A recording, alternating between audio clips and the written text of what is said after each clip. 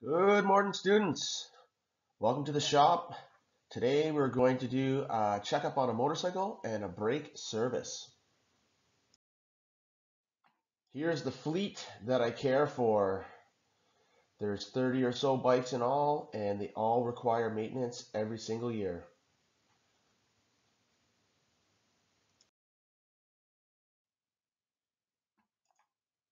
Every single bike gets this checklist I developed. I check the tires, the wheels, the levers, the cables, the brakes, the hoses, the throttles. I look for leaks.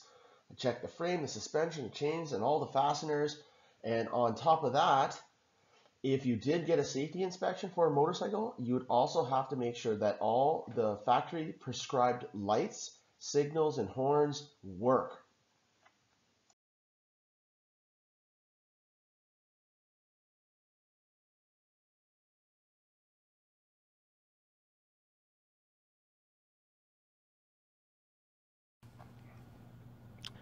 So I complete one of these inspection sheets every year.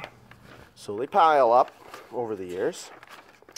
But on top of that, whenever I do any work on the bike, I have to document what I did. So sometimes it's just the checkovers, but other times, rebuilt leaking fork, removed the battery, new front brake lever, and so on. And so the whole service record of the bike has been documented.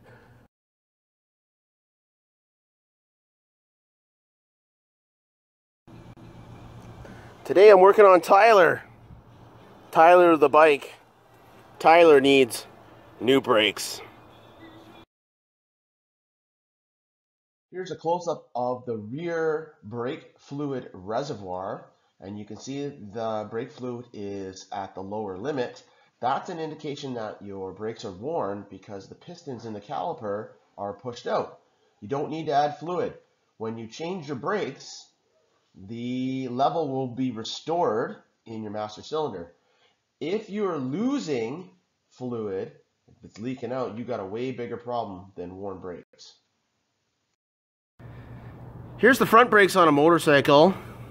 To take the brakes off, you take these caliper bolts out, and the brake caliper will come off. That's how it's supposed to happen. So here's the back brakes on the same bike.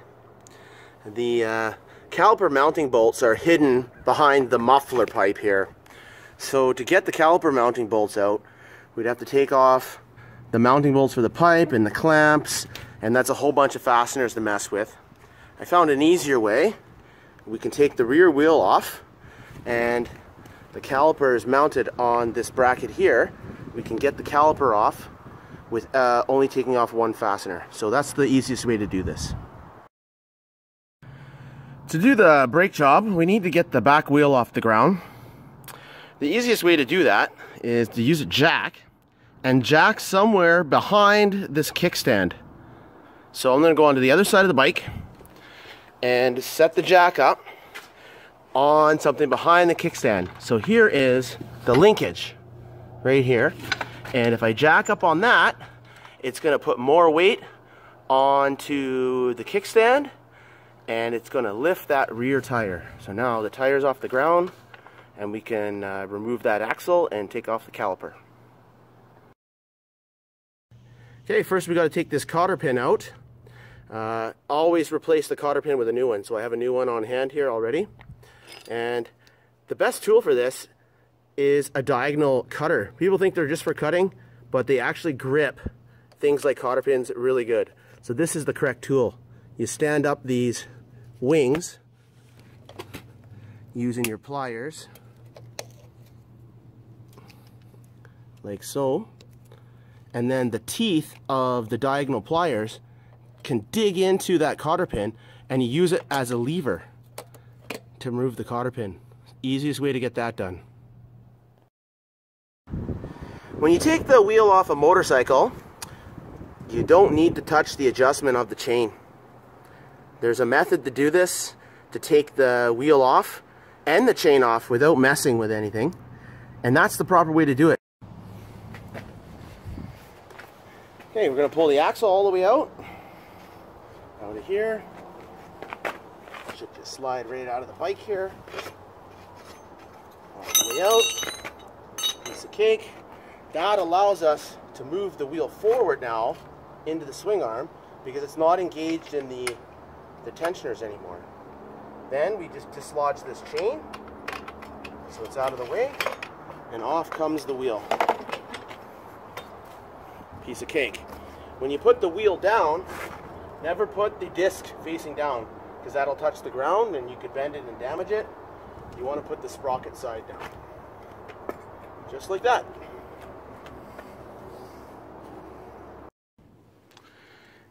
Here's the brake pads here, and you can see how worn down they are, and the pistons of the caliper are pushed out quite far. To get these pads out, we need to remove the holder pins, which are these ones right here. So these should break loose pretty easy. Phone combobulated. I'll show you my cell phone holder after.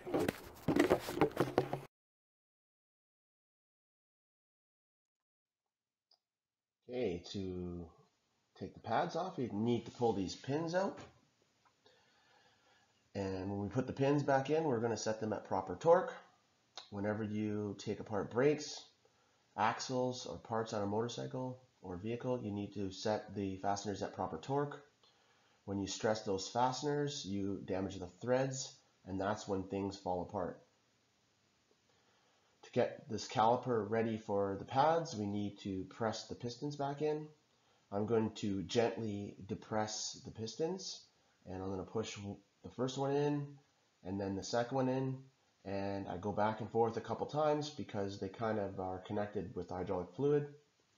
And once they're pushed back into the piston, we can reinstall new pads. There we go.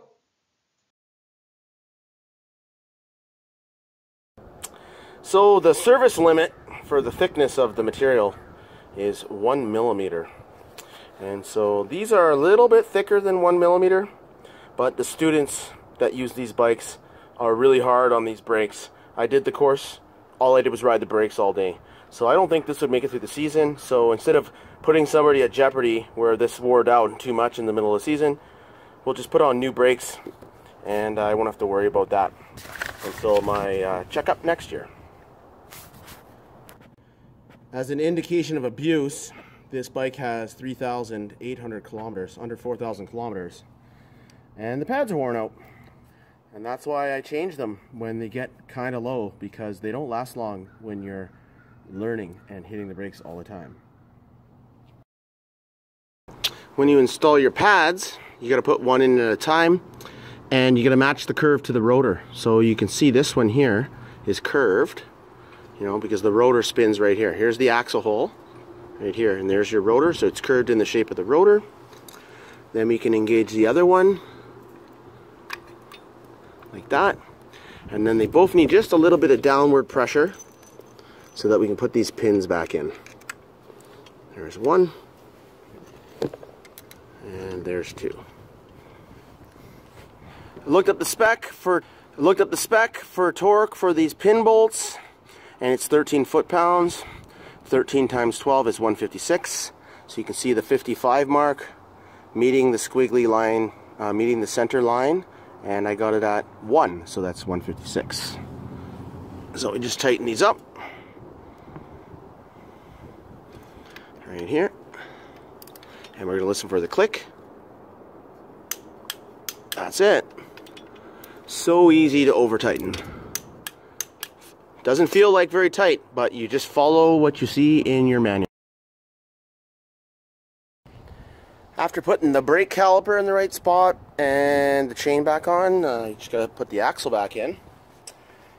And it's a matter of just lining up all the holes and then just gently tapping that in.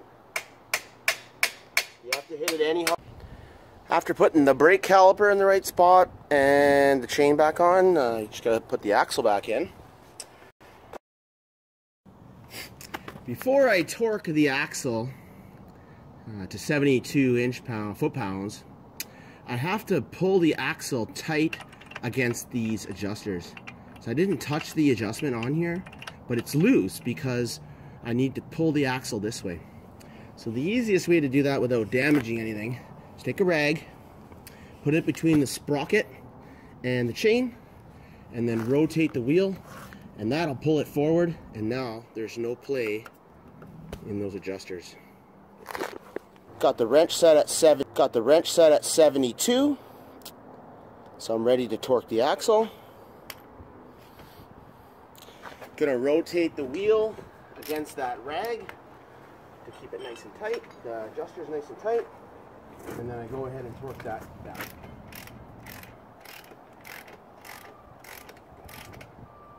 Here we're getting close. And it's starting to spin, so I have to hold it with a wrench.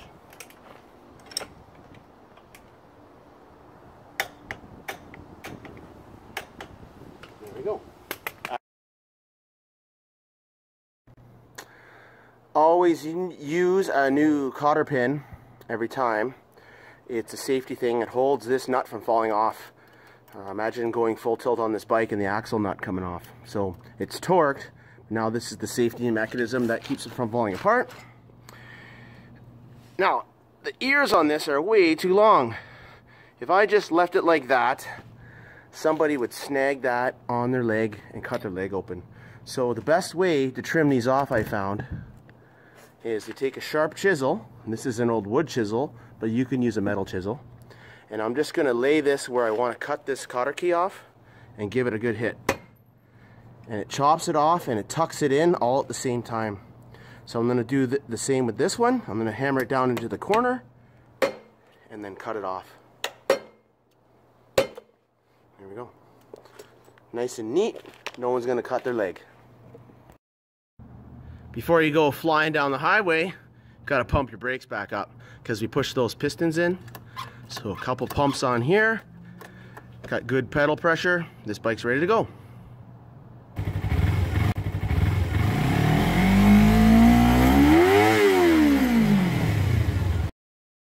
Here's a safety issue identified. We got a leaking fork seal.